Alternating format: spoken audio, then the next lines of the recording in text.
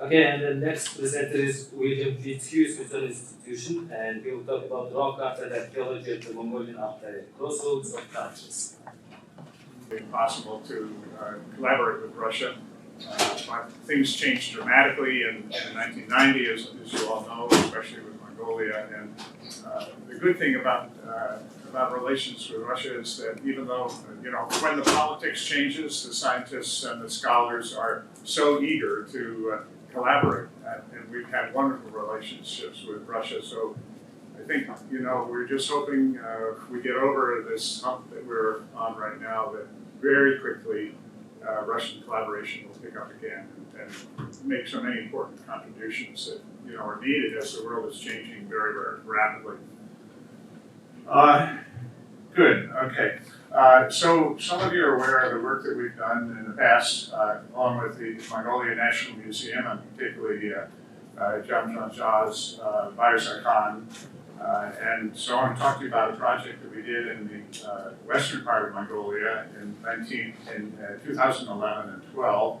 And it was a National Endowment for Humanity sponsored project. And are any people here from Kazakhstan area in Mongolia, from western Mongolia? Anybody familiar? I don't see a lot of hands going up. And I think this is the situation that part of Mongolia has not been traditionally Mongolian in terms of ethnic cultures. It's been more Kazakh. And so a lot of people in Mongolia are not that familiar with the history, and there's been very little archaeology that's been conducted out there. So I want to give you a little bit of a snapshot of our research, and I'll be followed by Daniel Cole, who will talk a little bit about some of his cartography work, and then Richard Kortum, who is doing the rock art. So the project began as a collaboration between rock art and archaeology to see if we can find ways to bring these two disciplines together, because academically they have been in silos. They've been conducted independently with very little connection between them. And so we wanted to experiment with this in an area where rock art is tremendously present. So this is our team and our field camp out there on Lake Lukan. And you see Richard, the left, and me, and Byra and Dan here. It's going to be a kind of quick overview because we don't have very much time for this, but just to emphasize the difference between, there's major differences between central parts of Mongolia and the western Altai area in terms of environment, culture, history, and so forth. So there's a lot of differences to take account of. And as you see, the mountains and the herding are, very important out there, but they're very dependent on glacier water, annual glacial water. And as those glaciers shrink in the mountains, there's less water for pastoralism. And the people who are living with herds are, we've had periods in the past when there's not much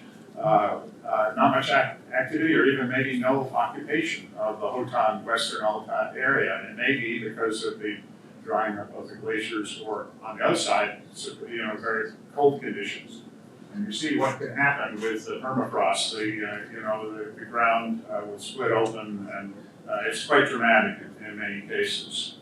Ethnically, this area is very diverse. As you see from this map, the ethnic Mongols cover all this territory, the legacy of Genghis Khan, and then all around the edges are various ethnic groups, and this is the area that we're going to be working with. Just a snapshot of the Kazakh way of life. People in that part of Mongolia are not living all year in airs. They have winter houses made out of timber, and there's a lot of forest areas, so they've got timber, and they manage to work with their flocks. And here's Byra and a local fellow, just to emphasize the physical, biological differences as well as the cultural and geographic differences. So it's quite an unusual area in terms of what we normally think of as Mongol studies. I started in this area as a result of work on the deer stones, mostly in central Mongolia, but they also occur in the west, and so we were very curious about the culture history, the subsistent differences, the religion, spiritual life, as these settlement patterns, and so forth, comparing the central part of Mongolia with what we find in the Altai. The earliest occupations are probably our Paleolithic, but there's very little evidence of it, and you see a few tools here that may be Paleolithic, and Richard will talk a little bit maybe about the rock art, which there are some Paleolithic signs, but a lot of these areas were too heavily glaciated in the Ice Age for people to be living there. Cultural studies really begin in the Neolithic period, and you get these very fine little bladelet tools, points and knives and things made out of these blades. And one of the earliest sites that we found, other than some of these very early Neolithic sites, a burial here before we've excavated it is about 7,500 years old. And this is the oldest site that we actually were able to find and excavate in this part, in the Kazakh area in Bhutan. Here in that Neolithic period, this is before or at the very earliest when animals began to be domesticated and used in this part of the world. A lot of the archaeology, is these rectangular structures, which you see here, a couple of them, and this one in the center of the screen here is particularly unusual. It's about 4,000 years old, and probably early Bronze Age, and you have a rectangular house foundation and a central hearth, and then 4 kind of linear troughs, which are completely mysterious to us. We have no idea what they're for. We think that there was a lot of rabbit bones and others. We think that this might be a ritual site of some kind. But you have a trend. This is before the gears, where people learned how to build gears out of felt and so forth. And so they were using wooden structures, and that's why you would get a rectangular house plan. Whereas many of the other sites later on are circular because of the gears. This is another one of those rectangular house plans, very long site with a couple of, we found a little coin that hasn't been identified. It's very early Bronze Age period here with a burial and some other features. This is another one of those little rectangular sites with a ritual deposit of charcoal and a hearth. Nothing else in it. You can see this probably a tent kind of structure, 3,700 years ago. And as we go down through these sites, you'll see every few hundred years there's this slightly different change. Here's another one. This is what we call a silver taiga, early Bronze Age burial ground with about 9 of these burial platforms here, as you see. Very early, also known from China and Russia.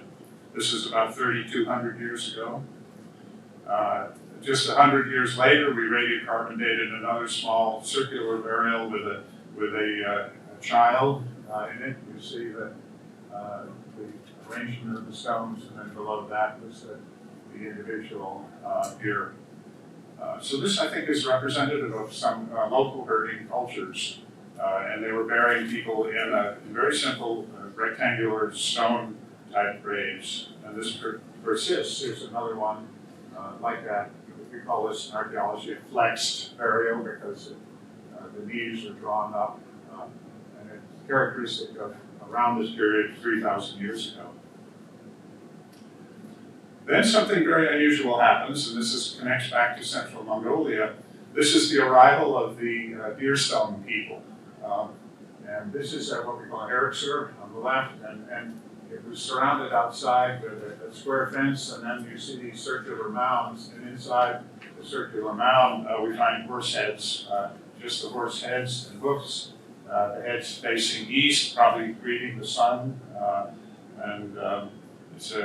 this is the classic Eriksur culture. We call it Deerstone or Deerstone Eriksur complex in central Mongolia that has all the beautiful deer stones.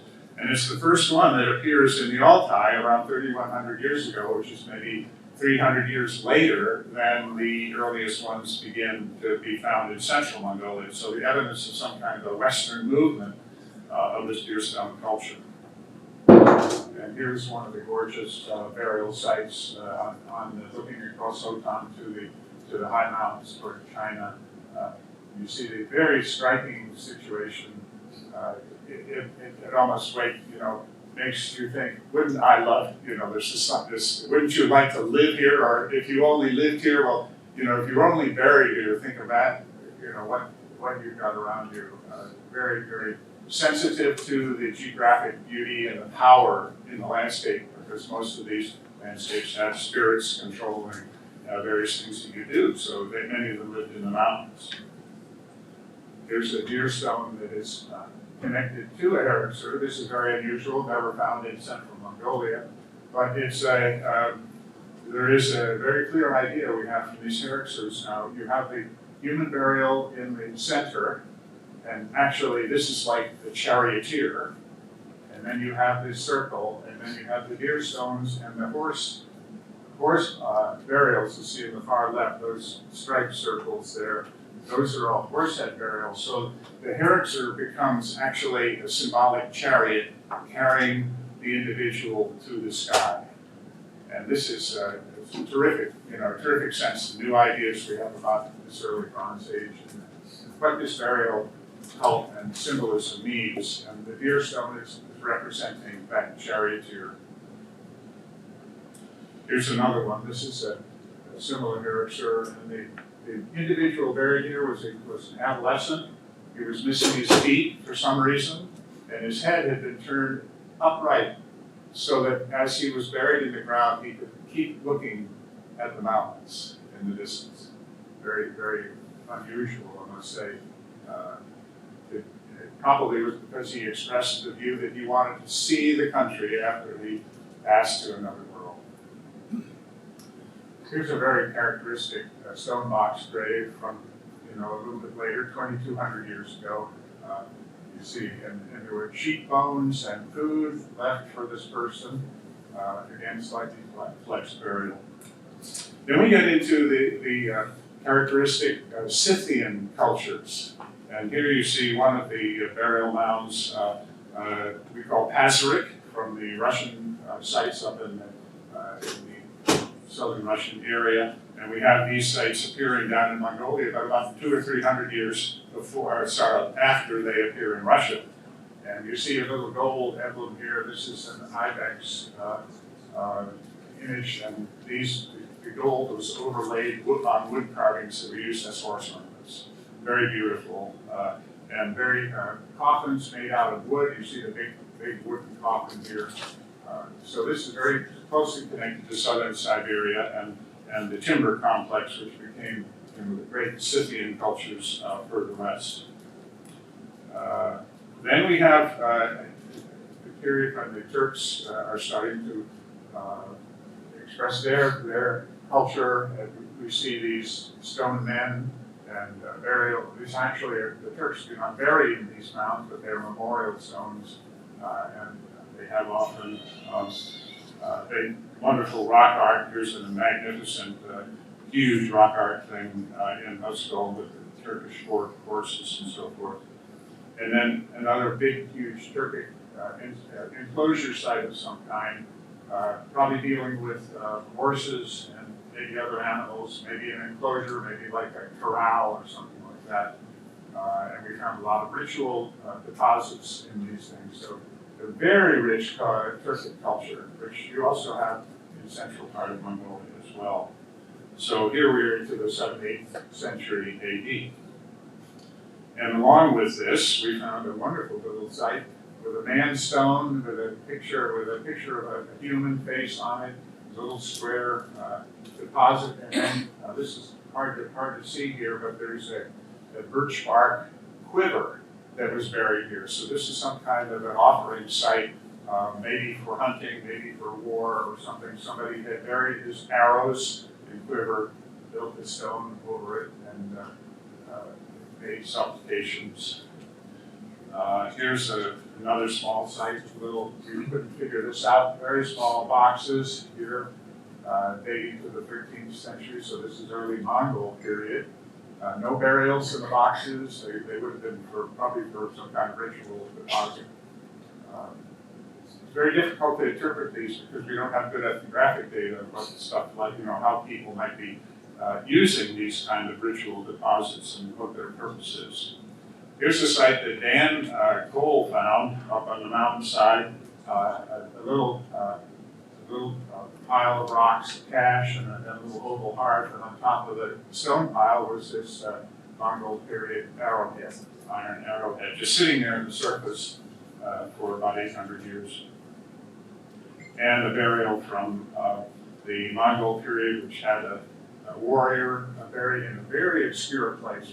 I mentioned to you, most of these sites earlier on were on high eminences where you could look out over the country. Here's a Mongol warrior who was buried. He could have been a Kazakh, I suppose, but at that time period, buried in a very obscure, hidden kind of place. So we call it the hidden warrior's grave for some reason. We don't know why. And then the modern Kazakh cemetery, which kind of fills out the final ritual. So we actually found almost all of our data was coming from ritual sites, burial sites, very few habitation sites. And the reason for that is that after they adopt the ger, the felt ger, which is so mobile, and they're herding animals, they have to move and they don't leave large deposits, and their ger sites leave almost no traces on the ground. So it's very difficult after the introduction of herding around 5,000 years ago to actually find the places where people live. And I think in some ways we were looking in the wrong places, because if we look where those Kazakh winter houses I showed you, that big cabin, I think that's where we will find more of the habitation sites. Just to sum it up, this is a culture chart, history chart. You see the modern era on the right and the 8,000 years on the bottom over there. And you can see each one of these is one of these sites that we dated, starting 8,000 years ago. And you see highlighted the big influx of culture material, the Deerstone culture, then the Pazarin people in blue, and the Turks in green.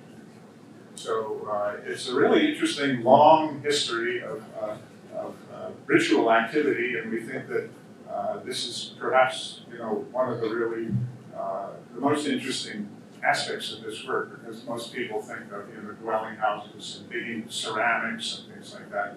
And here we're looking into the intellectual culture of these people and their mortuary ceremonialism and so forth. I won't try to say a lot about the rock art and archaeology connection. The connections were sometimes direct. We found rock art on some of the burial stones and things like this, but more like we find the juxtaposition of the people and the rock art. So the burial sites and the rock art sites are very close together, and where they were living were also. So there's a lot of communication, about this, but actually nailing it down with archaeological evidence turns out to be pretty hard to do, which is why these silos keep going up and down like that. So Dan Cole, there. Oh, here you are. Dan, hop up and let's see. So I think you. This is our team here. Thanks to everybody, and thanks to the Mongolian National Museum and NEH and many people who helped us do our work. So I'll just briefly talk. When I was recruited to accompany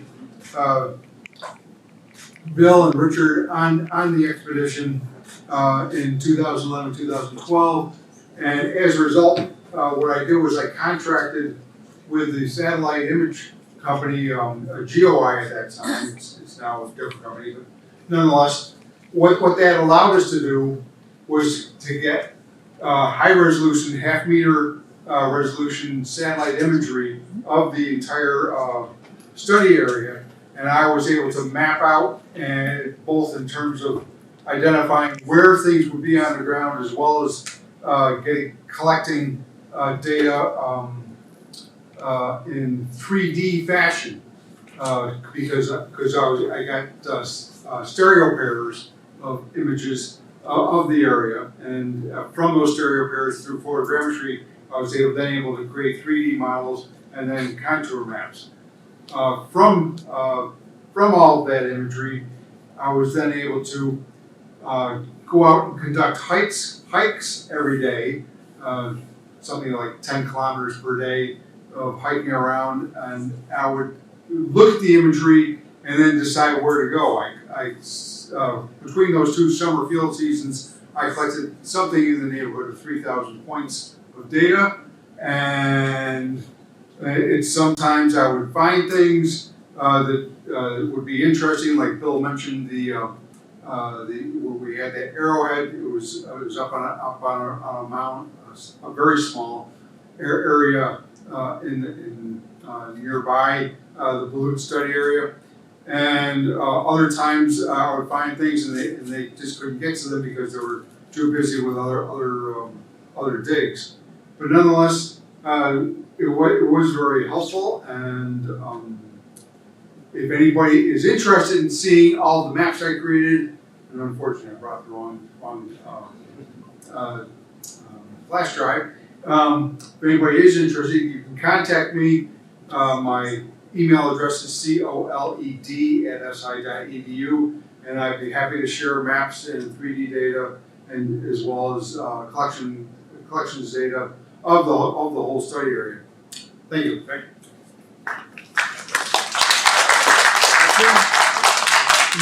you.